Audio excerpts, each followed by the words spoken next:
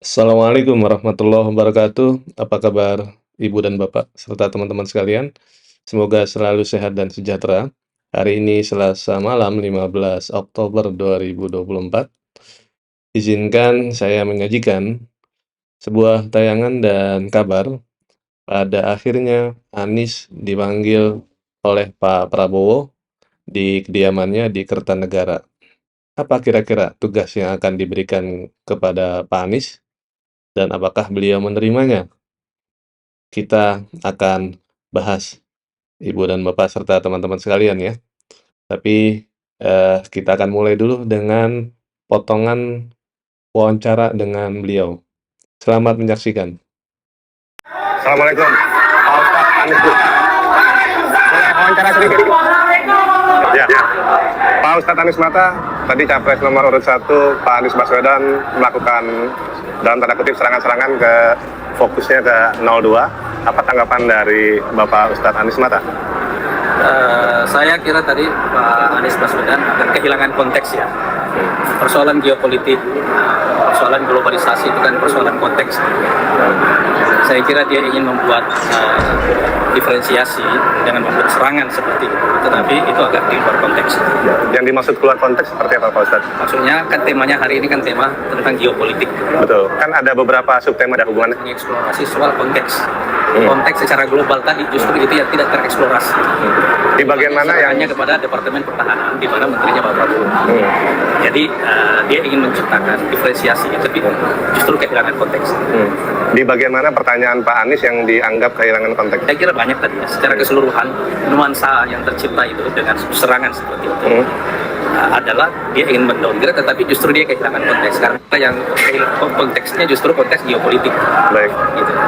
Kalau bicara soal jumlah tanah itu kan persoalan teknis, tidak terlalu related dengan persoalan geopolitik.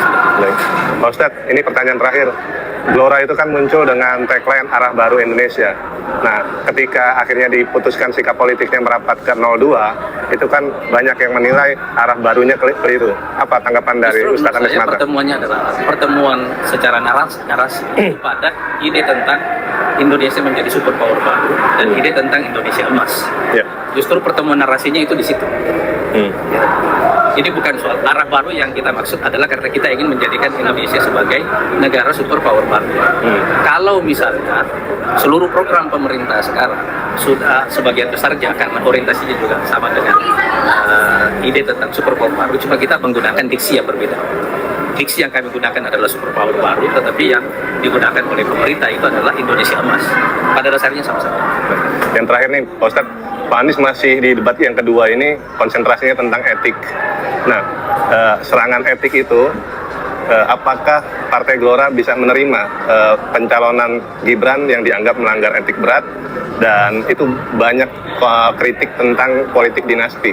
Seperti apa tanggapan? Saya kira ide tentang politik dinasti, kritik tentang politik dinasti itu tidak ada relevansinya. So, kalau kita bicara tentang keluarga politik, ini kan sesuatu yang lumrah di mana-mana di seluruh dunia. Yang namanya keluarga politik. Kalau Anda bicara Nabi Muhammad SAW, 4 khalifah itu, Khalifah Rasyidin sesudahnya, 2 adalah mertuanya, 2 adalah menantunya. Anda paham nggak? Paham. Abu Bakar, Umar, itu adalah mertua Rasulullah SAW. Sangat paham. Ya kan? Tapi kan Waketum Partai Gelora Fahri Hamzah itu salah satu ikon gerakan 98 yang meruntuhkan salah satunya tentang nepotisme itu. Gimana? Itu kalau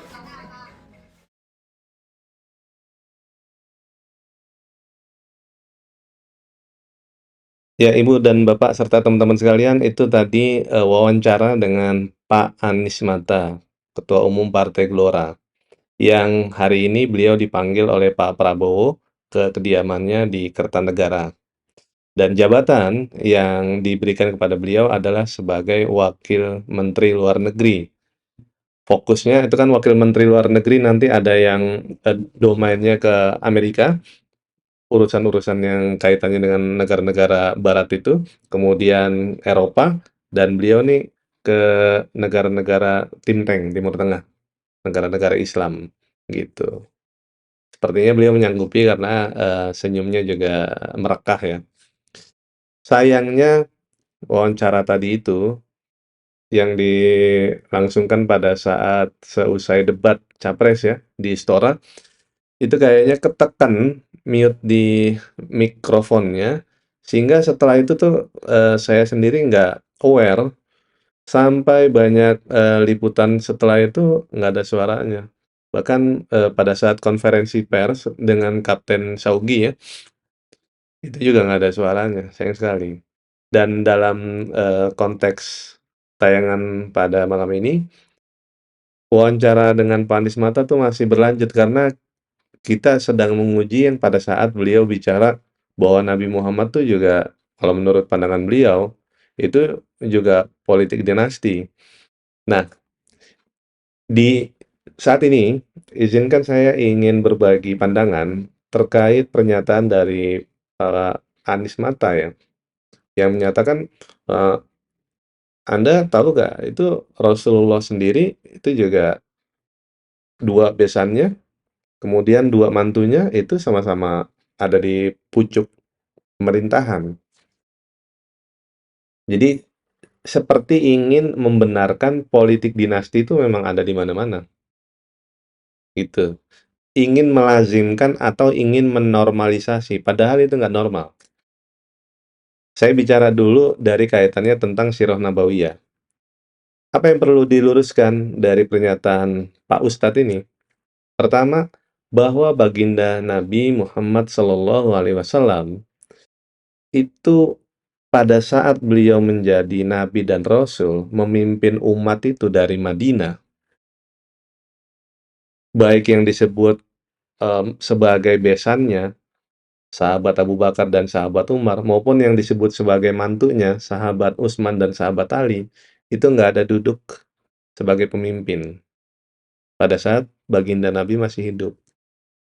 Dan setelah baginda Nabi Muhammad SAW meninggal, barulah digantikan secara musyawarah, yang dipercaya saat itu adalah sahabat Abu Bakar. Tapi setelah sahabat Abu Bakar meninggal, barulah digantikan oleh sahabat Umar bin Khattab. Setelah sahabat Umar bin Khattab meninggal, barulah digantikan sahabat Utsman bin Affan. Ketika sahabat Utsman bin Affan meninggal, barulah digantikan oleh sahabat Ali bin Abi Thalib. Jadi semuanya selesai sesuai fase hidupnya. Kalau yang dinormalisasi oleh Pak Anies Mata, dalam hal ini dinasti Pak Jokowi, itu kan semuanya masih hidup. Pak Jokowinya masih hidup, Gibrannya masih hidup, Bobinya masih hidup, Kaisangnya masih hidup, kemudian ada Paman Usmannya juga masih hidup. Jadi nggak bisa dibuat persamaan apple to apple untuk membenarkan politik dinasti. Yang kedua,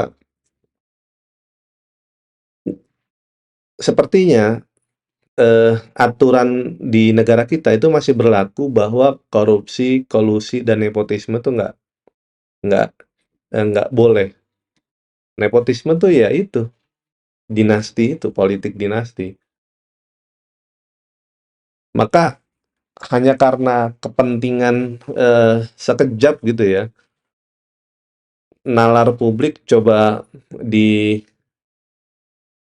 apa ya, ditawarkan dengan sebuah konsepsi yang menyesatkan, seolah-olah politik dinasti boleh-boleh aja. Perlu diingat, di Indonesia ini bukan negara kerajaan, yang misalnya ratu kemudian punya anak yang akan, anaknya ini jadi raja, lalu ada yang pangeran dan lain-lain, begitu seterusnya. Nggak ada. Negara Indonesia ini sejak merdeka itu kan udah bentuknya republik dan menerapkan asas demokrasi. Maka nggak dibenarkan politik dinasti, apapun alasannya. Kalau dibuat persamaan yang kayak tadi tentu nggak tepat tuh. Terus alasan atau dalil berikutnya bahwa pernyataan dari Pak Anies Mata perlu diluruskan ini adalah, di zaman baginda Nabi, kemudian para sahabat tadi, itu mereka menempati pucuk pimpinan, itu karena sesuai kapasitas dan kompetensinya. Nggak bisa itu disamakan dengan Gibran, nggak bisa disamakan dengan Kaisang. Gibran yang bisa jadi wapres, kemudian Kaisang yang bisa jadi ketua umum parpol. Kapasitasnya jauh sekali, nggak bisa dibandingkan. Naif sekali, hanya karena mendukung, eee, nalar-nalar publik coba ditimbun gitu. Kemudian dalil yang berikutnya, kekuasaan yang terlalu lama itu kan cenderung cenderung dikorupsi ya, karena akan, eee, akan saling tutup-menutupi. Maka di dalam, amandemen Undang-Undang Dasar, masa jabatan presiden itu kan maksimal 2 periode atau 10 tahun. Itu untuk menghindari itu tadi, yang terus-menerus politik dinasti nanti dari ayah ke anaknya, dari anak dan selanjutnya gitu. Seharusnya aturan ini juga diterapkan ke anggota-anggota dewan. Paling lama 10 tahun lah, 2 periode. Saya, eee, semenjak ikut partisipasi dalam politik praktis dari 98, itu memperhatikan bahkan sampai di 2024 ini, orangnya masih duduk, masih nyalon dan masih duduk sebagai anggota dewan. Jadi nggak ada semacam, regenerasi, karena dia lagi, 4L tuh, lo lagi. Ya mungkin dalil dari partai politik, ya mereka dipercaya akhirnya terpilih kembali, nggak bisa dibenarkan. Partai politik tuh harus menjadi sebuah institusi yang betul-betul mengkader, yang bisa memproduksi, mencetak, atau menciptakan calon-calon pemimpin. Kalau orang-orangnya udah 20 tahun lebih masih orang yang sama, itu kan naif sekali, seperti tidak tumbuh pengkaderan kan, dan kelihatan tamak kalau kayak gitu. Dibatasin aja 10 tahun. Mau nggak tuh? Karena yang buat undang-undang kan anggota dewan, iya kan? Jadi kalau presiden dibatasi 2 periode, harusnya anggota dewan juga dibatasi 2 periode. Sebetulnya 2 periode tuh terlalu lama sih ya, karena hitungannya 5 tahun jadi 1 dekade kan, 10 tahun tuh lama banget. Belum lagi, eee, nanti dapat pensiun gitu, misalnya jabat 5 tahun, pensiun seumur hidup misalnya tuh. Aduh, politik dinasti mau itu disebut Asian value, bla bla bla bla bla bla, tetek bengek, nalar publik harus tetap disehatkan ya, bahwa itu nggak boleh. Karena negara kita negara yang menganut sistem demokrasi, negara republik, bukan negara kerajaan. Bahwa sebelumnya, ketika Indonesia belum merdeka itu ada kerajaan-kerajaan yang turun-temurun pemegang kuasanya, itu karena aturannya masih belum ada konstitusinya saat itu. Itu konstitusi masing-masing kerajaan aja. Tapi ketika sudah disepakati berbentuk republik, ya harusnya yang kayak gitu-gitu udah nggak ada dan nggak boleh dibenarkan dengan alasan apapun, apalagi sampai menyamakan dengan nabi saja, itu ibaratnya nepotisme. Itu kurang adab sih kalau menurut hemat saya ya. Ya, tanpa mengurangi rasa hormat kepada Pak Ustadz Anies Mata.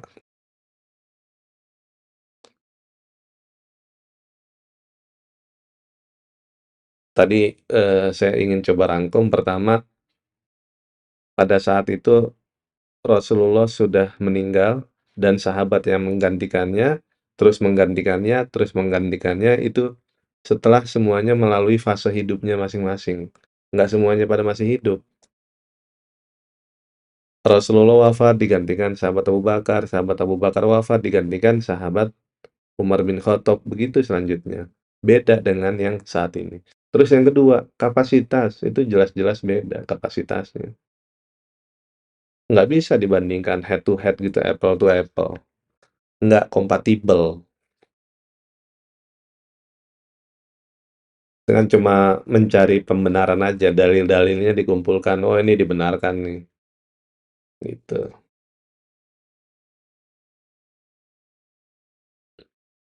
Terus, selain mengkoreksi ya, kalau itu bisa disebut begitu, saya juga ingin sebetulnya mengapresiasi. Karena, Pak Anies Mata ini, itu adalah, salah satu tokoh tokoh Indonesia yang punya pikiran yang cemerlang ya. Karena pertama, beliau tuh punya roots-nya bagus, pemahaman agamanya cukup bagus, kemudian, pemahaman tentang kenegaraan juga cukup bagus, dan, eee, pengetahuan tentang wawasan internasional juga cukup bagus. Makanya bisa dibilang tepat sih ditempatkan sebagai wakil menteri luar negeri, apalagi kaitannya dengan negara-negara Timur Tengah, yang beliau juga fasih kan bicara bahasa Arab. Itu satu yang, apresiasinya tuh. Ini kan bab apresiasi, sebelumnya bab kritik tuh. Terus yang kedua, saya seringkali baca tulisan-tulisan beliau, di majalah Tarbawi itu di halaman belakang ya, itu kaitannya, kaitan tentang cinta tuh. Apalagi pada saat menjadi presiden PKS, kan saat itu Pak Lutfi Hasan Ishak kena kasus korupsi kuota impor sapi, kena ciduk sama KPK, terus digantikan oleh Pak Anies Mata. Dan Pak Anies Mata itu membuat tagline baru, "Cinta, Kerja, Harmoni." Ada cinta tuh, pikiran-pikiran beliau yang, eee, ditulis di majalah Tarbawi salah satunya, itu ditanamkan ke dalam slogan PKS, "Cinta, Kerja, Harmoni." Dan untuk urusan cinta, wah ini banyak yang kalah nih, anak-anak muda. Senior-senior di PKS juga kalah. Bayangkan ya, beliau ini kan sudah punya istri dan anaknya juga cukup banyak, tapi masih bisa memberikan cintanya kepada seorang gadis muda, gadis Hongaria kalau nggak salah, dari Eropa Timur. Itu kalau ceritanya tuh gini ceritanya. Jadi pada saat itu beliau tuh sebagai, wakil ketua DPR ya, ada kunjungan kerja ke luar negeri, ke Turki, terus biasanya kalau habis kunjungan gitu, plesiran kan, dan negara yang dituju adalah Eropa Timur. Di Eropa Timur itu beliau mampir ke minimarket. Di minimarket itu ada seorang manajernya perempuan. Dan perempuan itulah yang akhirnya dipinang jadi istri beliau saat ini. Teman-teman kalau nonton tayangan-tayangan kayak Ome TV gitu ya, aplikasi-aplikasi yang ngobrol dengan ya lintas benua lah gitu.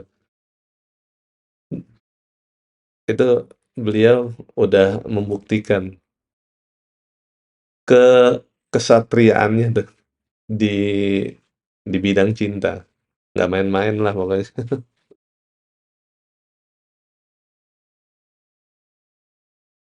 Apalagi tuh yang patut diapresiasi dari beliau, pemikirannya tuh terbarukan. Kalau ditonton di kanal YouTube-nya Glora TV, itu beliau mengisi ceramah atau dibagi beberapa part, itu bicara tentang geopolitik. Itu cara menuturkannya menarik. Jadi kita bisa bisa memahami peta peta dunia tuh,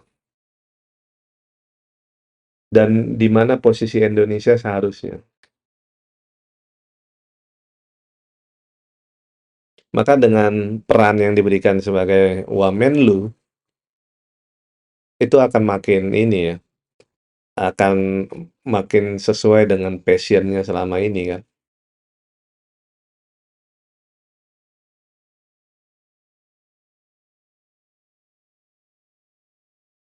Pada akhirnya dukungan pada Pak Prabowo ya, meskipun partainya nggak lolos ke DPR, tapi dua wakil menteri untuk partai yang nggak lolos di parlemen itu sangat bagus buat Gelora tuh. Yang dipanggil hari ini itu kan Pak Anies Mata sama Pak Fahri Hamzah. Pak Fahri Hamzah sendiri kemungkinan urusannya urusan perumahan ya. Kan target Pak Prabowo tuh waktu kampanye katanya 3 juta rumah. Wah itu ambisius sekali tuh 3 juta rumah. Karena 1 juta rumah aja mungkin berat. Ini sampai 3 juta rumah kan, luar biasa.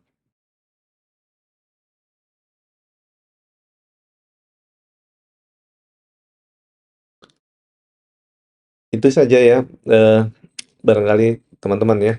Jadi kesimpulannya Pak Anies Mata akhirnya dipanggil oleh Pak Prabowo dan amanah yang akan diberikan kepada beliau katanya Wakil Menteri Luar Negeri untuk urusan diplomasinya ke negara-negara Timur Tengah. Lalu bagaimana dengan Pak Anies Baswedan? Setelah pengumuman ini, tampaknya Pak Anies perlu kita dorong supaya beliau teguh untuk mendirikan partai politik.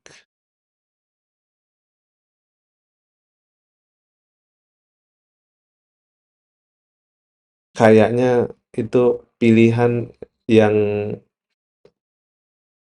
strategik ya untuk saat ini.